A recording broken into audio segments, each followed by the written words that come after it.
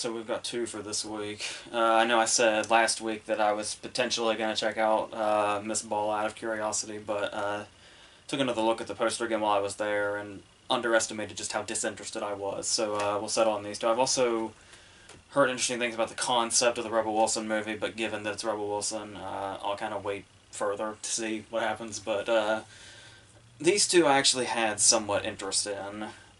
Even though I'm not a fan of the first Happy Death Day really at all. But we'll go ahead and start with Happy Death Day to You. Props for the title, I guess. But this was kind of interesting how quickly this happened. Where it was like, I mean, I know Blum and all of them like can do this stuff at low budgets like really, really quickly if they really want to. But even so, it was kind of jarring how it was like, after the first one became the success that it was, they were like, oh, by the way, we're going to do a sequel. And you're like, just when you have time to register, like, oh, okay, I wonder how long we have before that, and then news that it's like done filming. So that kind of gives you somewhat of a confidence if you, obviously I'm speaking strictly for people that actually like the first movie.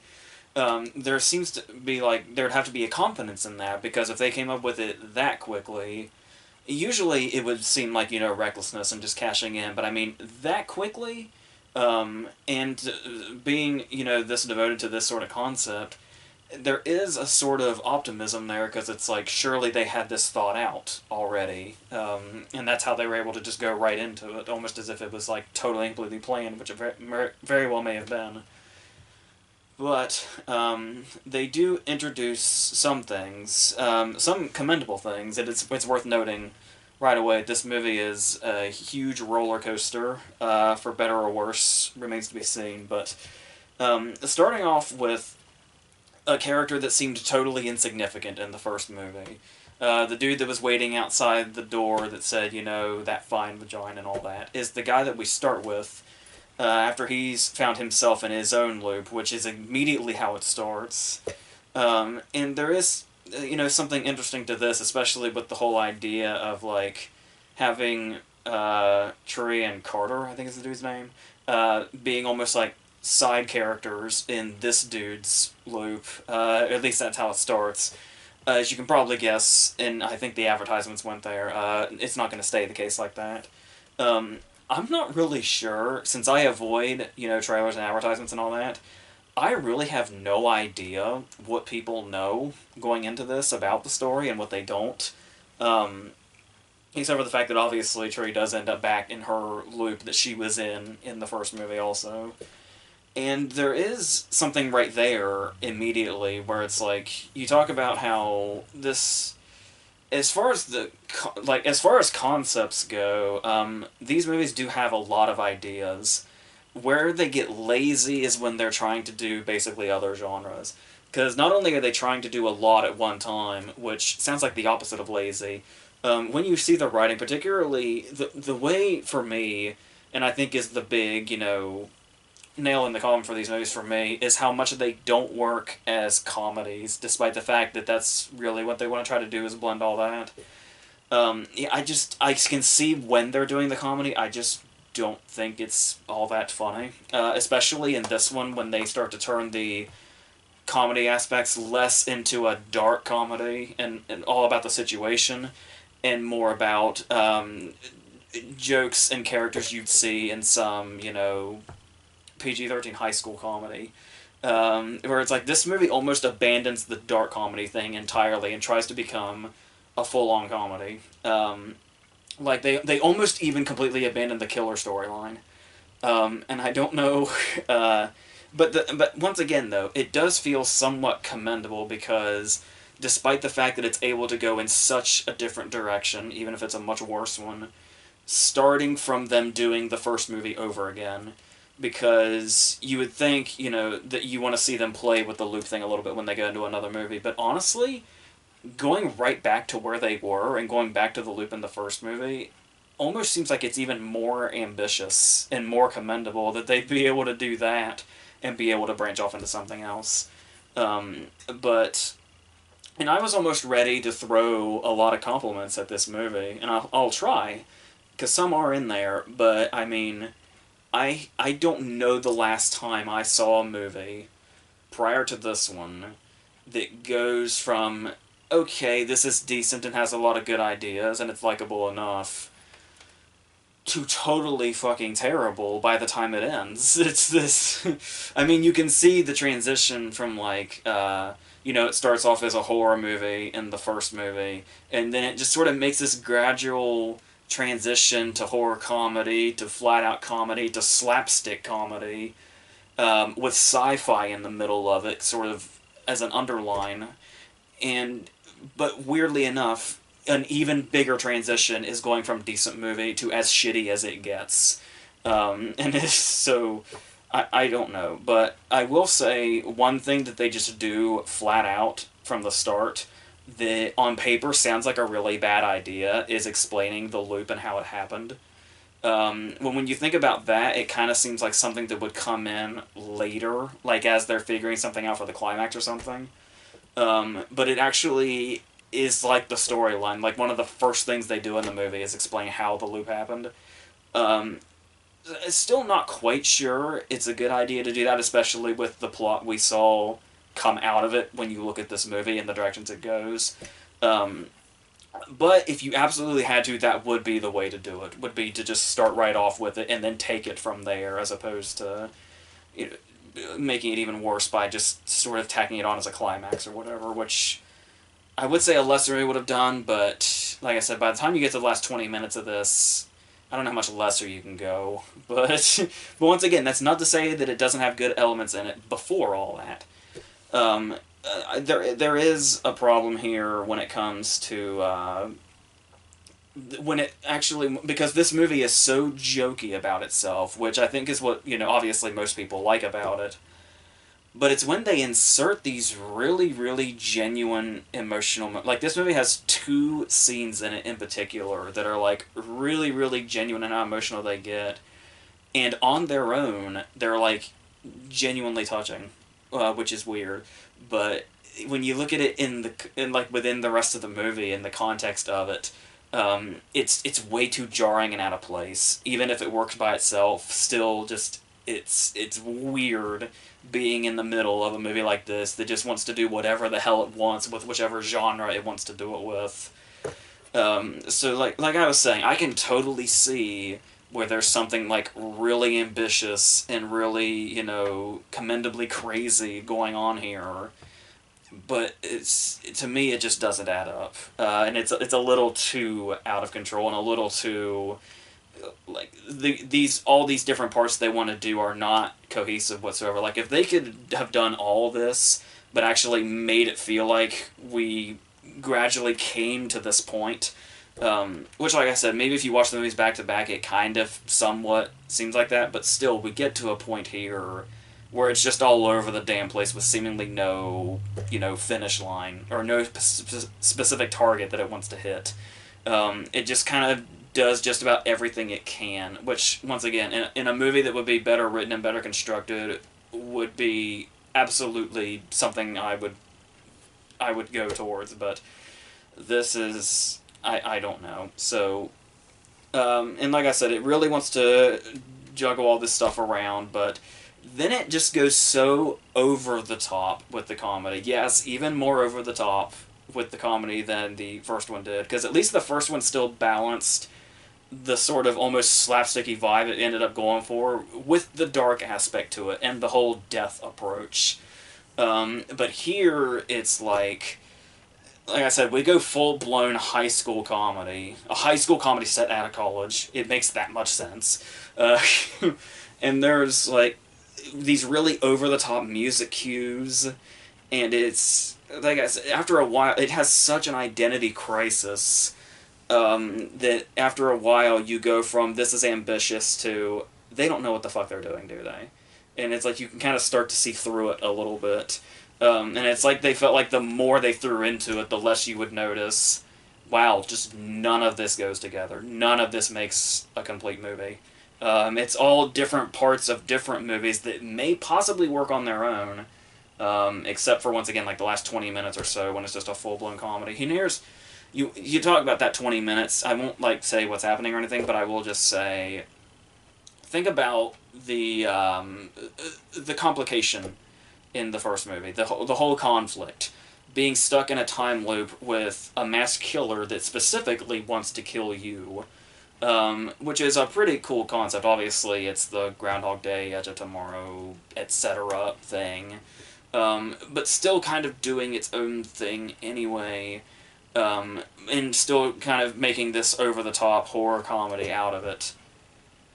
But now I'd like you to fast forward to the last 20 or so minutes of this movie and realize that the main conflict, the main obstacle, you know when you see those cliche high school comedies and there's always that one teacher that wears like the vest and has the glasses and is basically made to say you can't do that in here, the really overly dorky teacher. Imagine that guy is the main obstacle in a movie like this. Does that sound appealing to you? And once again, maybe if you embrace it as like just... I mean, okay, to its credit, once again, I guess, it's not really a movie you can see like where exactly it's going most of the time. There is a particular aspect when it finally comes back around where you can pretty easily put it together, especially since they're just blatantly showing you clues involving one person throughout the whole movie. But even so, it feels like it should be commendable to an extent, to where I was talking about how you take the concept from the first movie and you try to do something totally different in the second movie while being stuck in the same time loop. And it's like, just the fact in general, even though I'm more or less criticizing the movie for this, the fact that the movie somehow found a way to make the identity of the killer the least of the mysteries in this movie. Like, it's the last thing you're wondering about, because of everything else that's going on. There's something in there that's impressive. It really is. But I mean, still, this just goes so horribly bad so fast. It seriously gives you fucking whiplash. How you go from, oh, okay, I can see what this movie's doing. Okay, I'm on board with this, to, number one, why won't the fuck this end? Number two, how the fuck bad more could this possibly get? And number three, why is the dorky teacher the obstacle now? That's the thing I mean, there's a lot, but I mean, that one in particular is just... I don't know who could have thought that was a good idea. I really don't. But as I was talking about, there are some moments where it's like, it feels like, even in a movie so concept-heavy, still within it, you can find, like, really, really lazy writing. Like, they lifted the joke from Clerks 2, where somebody doesn't know the difference between Helen Keller and Anne Frank, and thinks Anne Frank is the deaf and blind person. Okay, and I was just talking about this. I swear to fucking Christ, I don't know how many people are gonna do this now, but I was just talking about, a couple of days ago with the Lego Movie 2, how people are, like, so obsessed with just referencing Back to the Future just because. And so there's, like, a whole scene devoted to it in here where Tree apparently doesn't know what Back to the Future even is.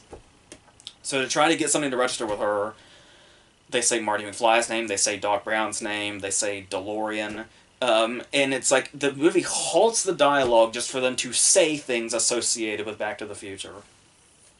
Because apparently when you don't know what to do in movies nowadays, just have your characters reference Back to the Future blatantly, or just say things that are in it. I'm starting to think that Back to the Future is one of the worst things to happen in movies that try to have comedic dialogue and references in them, at least to this point. So, I don't... I don't know. And then there's another thing. I was talking about the certain dilemmas in this movie. Like, for instance, we have one obstacle that's the teacher. There's the other dilemma that's the more emotional thing that I probably shouldn't go into because it should be revealed by itself. But then there is another problem here going on. Something that's really, really a deep, deep conflict in this movie, and really, really has Tree having to make really, really big decisions before she does something else. And it's what really drives what exactly the big objective is at the end of the movie. And in order to be on board with all of this whole thing that's basically at the center of the big things that happen in this movie, you have to really buy her love for Carter, which I don't know if you were around when I talked about the first movie, but I do not.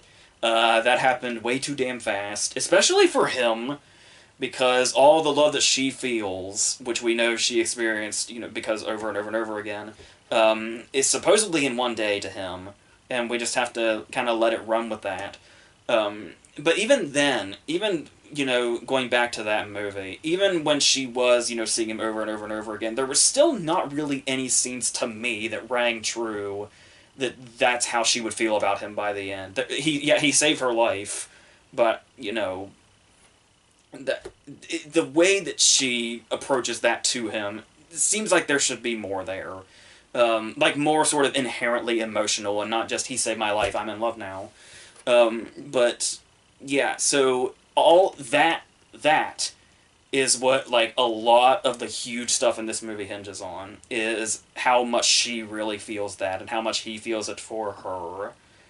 Um, so that like I said though, if that's something that did work for you in the first movie, it'll be fine. But that just like it just kept adding on to something even bigger and bigger that already didn't work for me from the first movie. So that was gonna be never gonna hold together, at least for me personally. So uh, yeah, so and I do like. I mean, I do say all these negative things about the first movie, but I do maybe, especially looking at this, like I probably didn't give it enough credit for how it did everything it could basically to go away from expectations, and I think I did even mention that there are some clever things that they do in the first movie that sort of make you think it's going to be in this one direction, whether big or small. They'll do these little misdirection things that make the whole thing feel fresh. But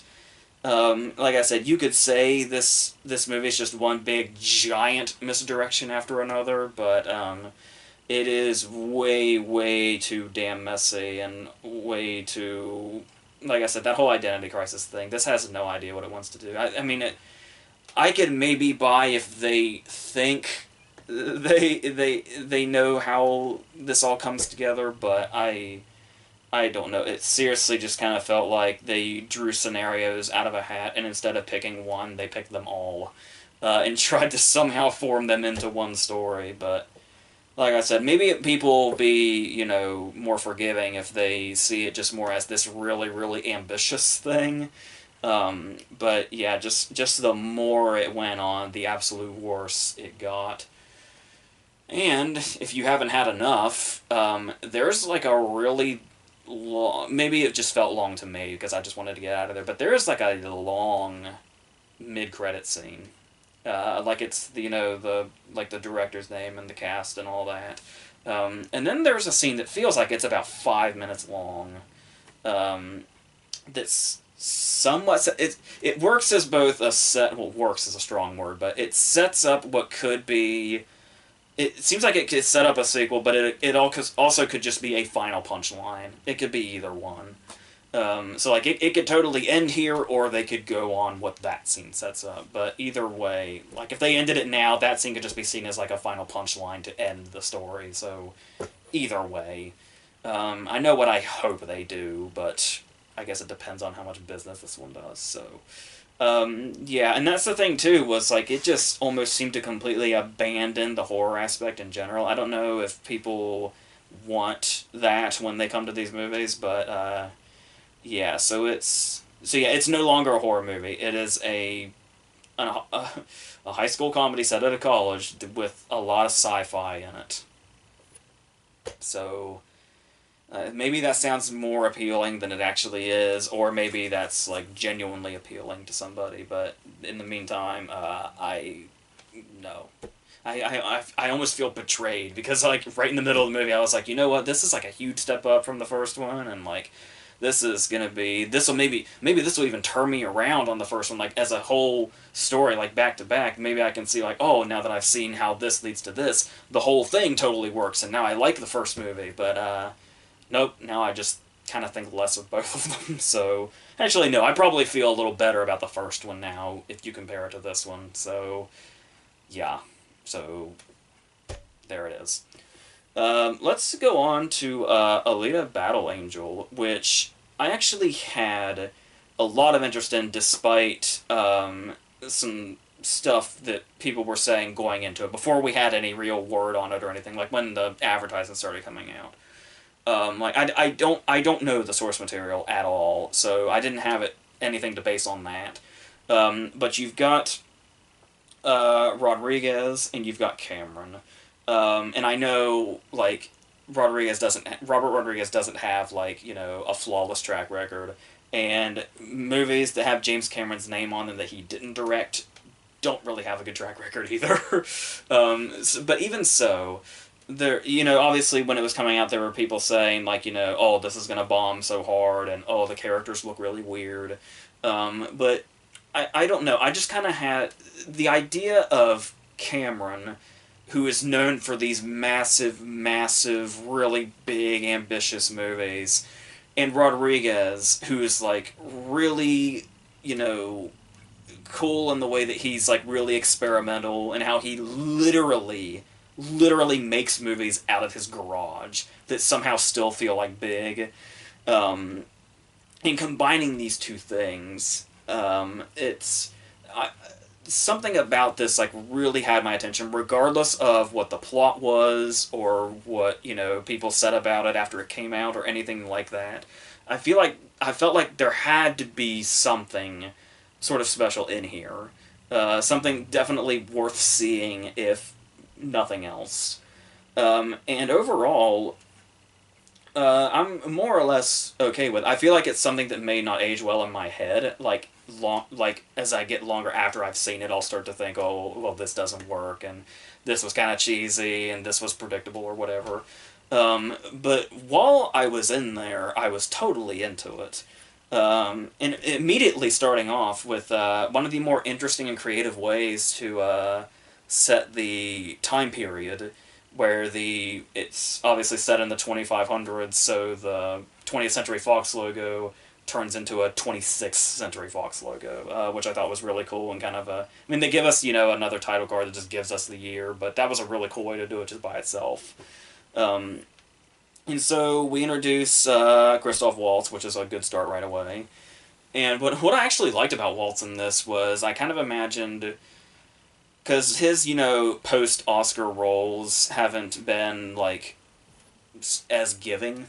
So it's like when he's in a big, huge movie like this, you kind of think, how much is he going to get overshadowed, and how much does it really matter they got an actor of his caliber to do this?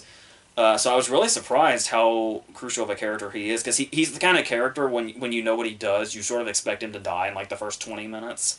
But no, he's here to stay and has a really nice part, and he obviously does the... I immediately thought of Vincent Price and Edward Scissorhands, the whole... He finds the body and he sort of puts more life into her and builds a cyborg with a functional brain and raises her as his daughter, who is dead. And little do we realize, both of them, to one extent or another, are pretty much killing machines. And it just goes from there. There's a whole lot of villains, there's a massive world, there's a shitload of effects, all this stuff going on, a lot of different storylines. You can tell, yeah, it's one of those movies where they kind of went into it budget-wise, possibly expecting a franchise, which we're probably not going to see. So it is going to be another one of those movies that's really, really, really big and has all these different storylines going on, and it's just going to kind of end abruptly, which will probably leave a lot of people unsatisfied, but it's sort of what happens in between, where the real magic of this movie is. And there are some cases where you can tell, like, the difference that can be when, like, usually you think, the bigger a movie's budget is, the more, like, soulless it might seem. But once again, though, with Cameron's name on it and a director like Rodriguez, who just really has such a love for making movies just in general, big or small, but you still can see the difference, like, when you look at, like, the video game sequences in Spy Kids 3. Sort of came to mind when you see the Motorball, I think is what it's called, this whole arena that sort of gave me like a Ready Player One vibe. And to see a director that usually works with these small budgets and for so little, like I said, literally making them out of his garage, to having like James Cameron money to make a big setting like this, you can really see the difference. Like I can maybe see some people who don't like this movie watching the motorball scenes and saying like, oh, he's going back to his Spy Kids 3 area, is he? But no, the effects are significantly more better and polished than that. Um, and there's also, been over a decade in between those, so there's that too. And at first, another thing I kind of had to like the more it went on was this first action scene where we have there's a lot of formidable villains in this. Like you would think a movie with this many villains, most of them would be weak because you can only put so much focus on so many. But no, most of them really stand out, and one in particular is this huge, gigantic dude that is played by Jackie Earle Haley, and you can kind of tell. You can hear it in his voice, and you can kind of see it in his face, even though his head is significantly bigger because he's on this huge body. And as they're fighting this dude, and Waltz has this gigantic weapon in his hand, I kind of felt like this is the first big action scene, and it sort of felt like it was moving a little slowly, like there was something lacking in it, like its energy. But the more the scene went on, the more I realized it's almost like the reason the action scene feels a little slow is because everything in this scene, except for Alita herself, is like really, really heavy. Which I thought was really interesting. So it's like the way things move, it's like if you swing something as big as what Waltz is holding around, it's going to take a little bit for it to reach that guy because he's just small Waltz holding this thing.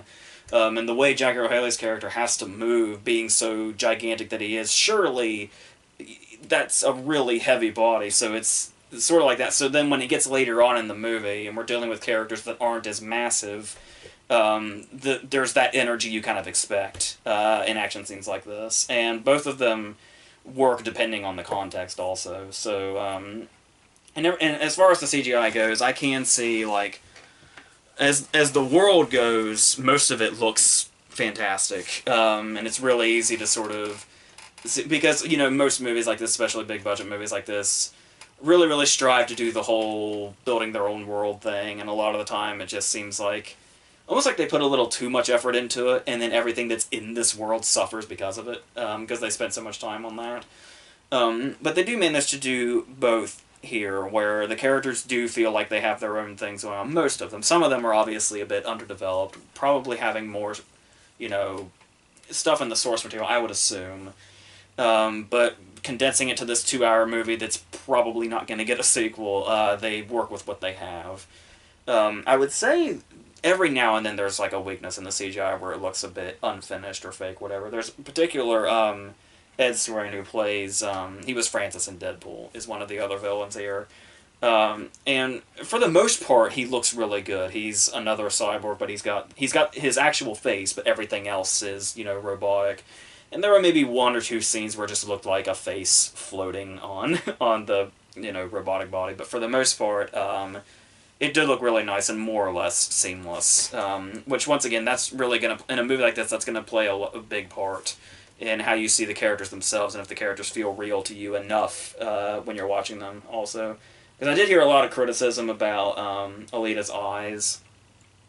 Maybe because I heard so much criticism, it felt overblown to me, because as soon as I saw her, it was like, well, yeah, she's a cyborg, and she kind of has that whole look about her like, she's, stepped out of a story like that, but it didn't, nothing was really that distracting to me. I think it also helps that I'm not overly familiar with the actress. I know she's in some of those, like, she was in, like, the Maze Runner movies. I think she was in a Divergent movie, and, Bird Box, I think she was in.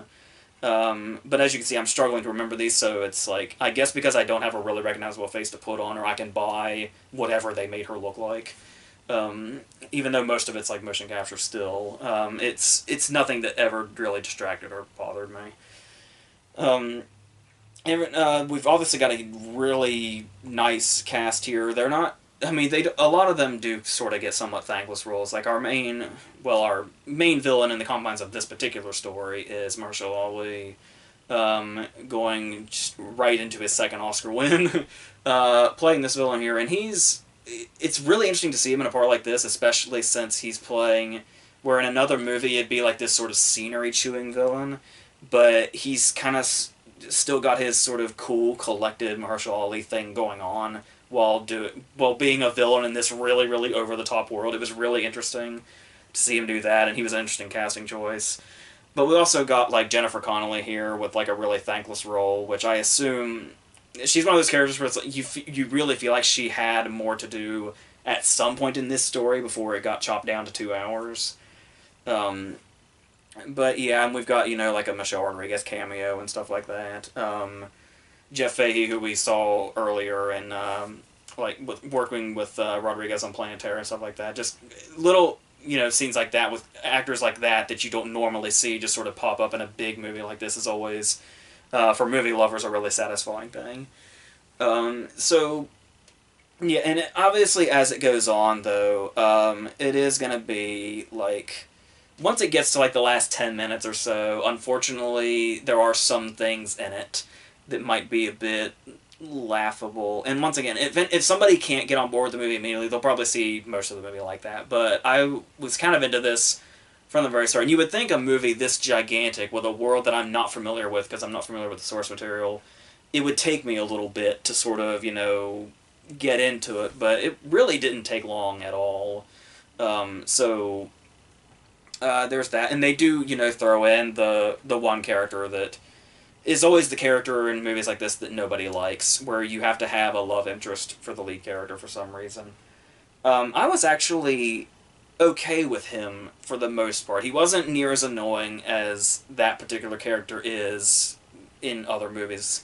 But there's also something to his character that's like revealed about him that's like, oh, that's an interesting little turn on this character, but it's a bit short-lived. Like, I would have kind of liked them to have committed more to that direction with that character, but yeah, and then the direction that character goes is one of them. When I was talking about the last 10 minutes or so gets a bit laughable, he has a lot to do with that, so that's unfortunate, but yeah, so as far as action goes, as far as the world itself goes, as far as the characters go, for the most part, I was willing to take whatever this movie was giving, regardless if you could see some things that maybe, like I said, won't work in retrospect and all that. But just like I said, as an experience in itself, as I figured with names like Rodriguez and Cameron on it, I felt like it very much was worth seeing. So yeah, that's more or less all I can really say, I think. So that's going to be what that is. Next week is How to Train Your Dragon, I think. And something else. Fighting with My Family, I think. Which I was confused about the release date on that. Apparently it's a limited release this week, and then next week it's going wide. So I'll probably check that out, and then we'll go from there. So yeah, so until all that stuff, that's it.